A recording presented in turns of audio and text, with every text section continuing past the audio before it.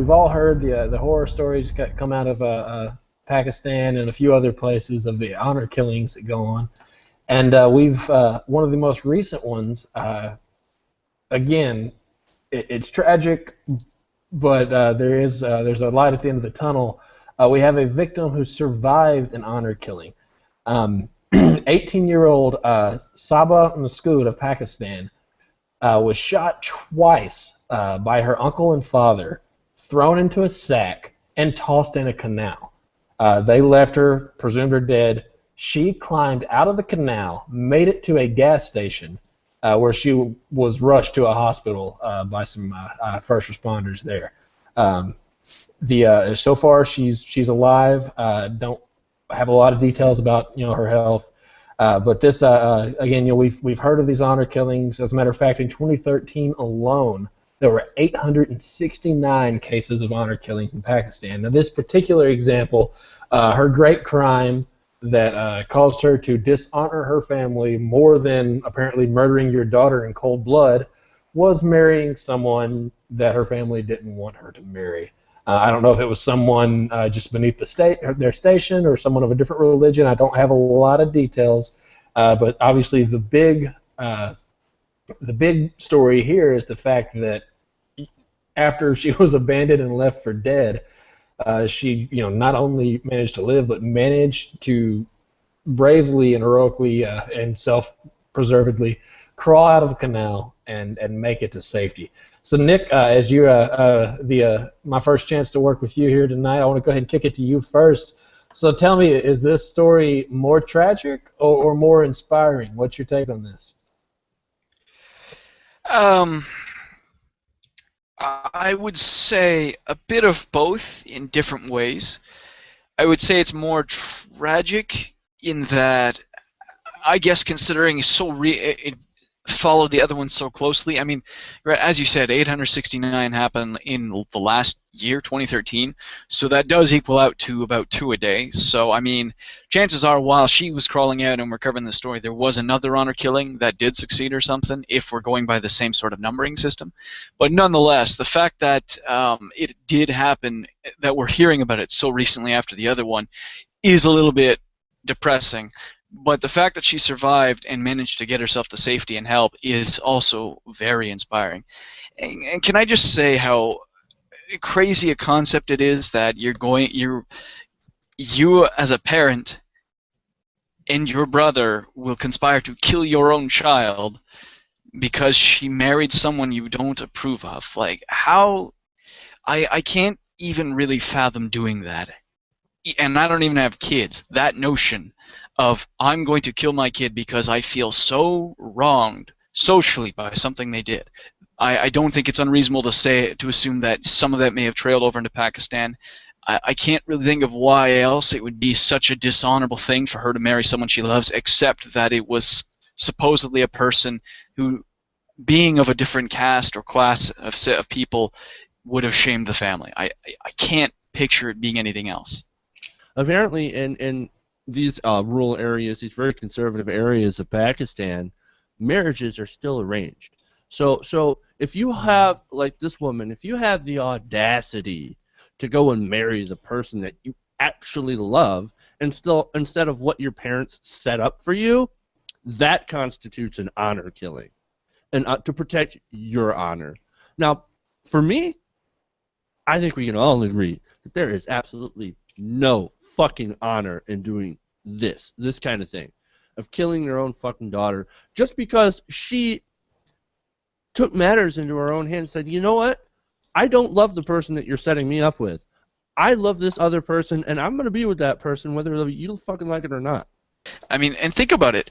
Think about the actually idea of honor. It's a very abstract concept of social pride and status for your family based on, I guess, behavior and adhering to status quo ideals. That's it. It's not like she endangered the family. It's not like she jeopardized it in any possible way, other than it offended an abstract concept of holding a status quo. That is all she did. and that warranted her father and her uncle trying to murder her. Well, I Yeah, mean, that's what's absolutely fascinating about it. It's not, again, not that it's okay to murder someone for marrying outside of their religion or their station, but her crime here was not choosing to murder outside of her religion or station. It was choosing to marry rather than having a mate chose for her. That was enough. And you know, this is a theme on TYT Network. Jank does this all the time. Uh, you know, Libby McLiberson, we're not supposed to necessarily talk bad about other people's cultures or whatever. You know what?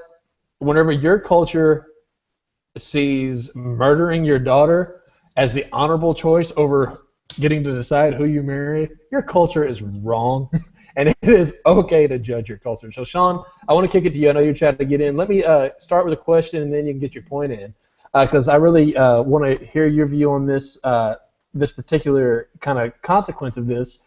Because you know, coming from a more libertarian place, your view as a foreign policy are going to be different from ours anyway. So Pakistan is quote unquote an ally of America. We have a pretty rough relationship right now, but at the end, you know, if you are to ask, we officially consider them an ally. What should things like this, the fact that things like this are considered, whether or not they're legal, but are at least considered culturally okay in Pakistan, you know, should this affect our relationship with them? I mean, I think we should talk to Pakistan and like talk to every country basically, but like I don't want to give them money. I don't want to give money to the government that passes a law to look good in the West and, you know, technically makes this illegal but never enforces it and effectively approves of this kind of behavior. But I think all of you guys, more importantly, are being very unfair to this Pakistani family. Like, when they arranged this marriage, they accepted payment for their daughter, and now they look bad. So obviously, what other recourse do they have except to murder their own family member? They made them look bad, and maybe they have to return whatever payment they received. And maybe, just maybe, the families won't be united in the way that they wanted. I don't see like any other recourse that this family had. Sean, we should have let you go first so you could get your sarcastic jokes out of the way. No, I'm not, like, in all seriousness, I'm not, like, I'm being sarcastic, obviously, but that's literally the justification.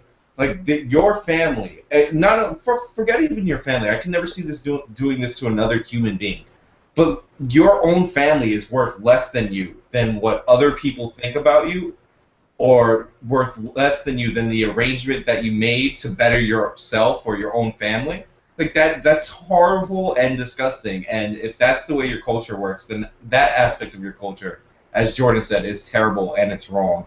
And like I can never fathom anybody on this panel or anybody I've met in my real human life doing this to another person. Like it's insane. Okay, so I'm really glad that Sean kind of clarified his point there, that he was only trying to explain their reasoning. Because for a while there, it seemed like Sean is the type of guy who watches Game of Thrones and then pulls for the phrase at the Red Wedding, which just confirms that Sean is the most horrible person in the history of people. Jeff, please do me a favor, redeem this segment and finish us out. Jordan, you said, you know, we as liberals, we're not supposed to talk bad about your culture, right? About somebody's culture. Well, fuck that.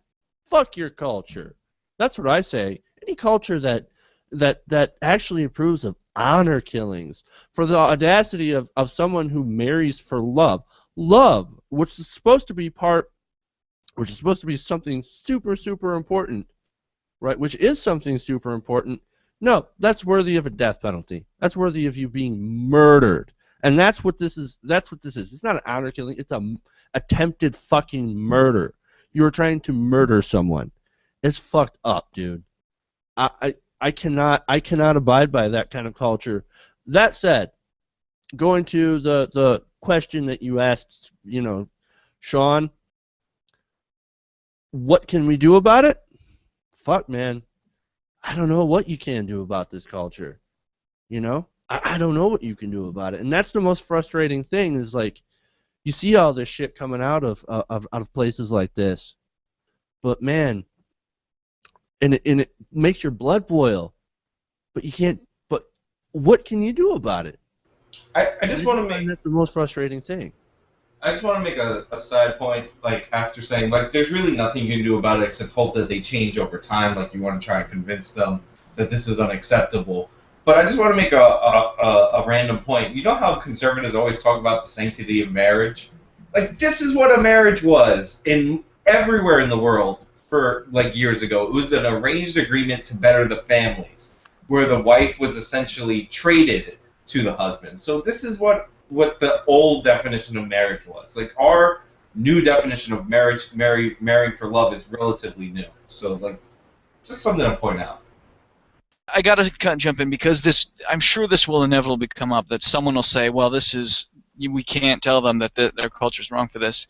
Oh, fuck that. Yes and no. Day. Yes, we can. Yes, in a way we can. For example, I'm certain there was a case in Canada here. I don't know how long ago, probably a couple decades ago, where someone tried to perform an honor killing in Canada and argue that in his culture back home that it's acceptable and he'd be justified.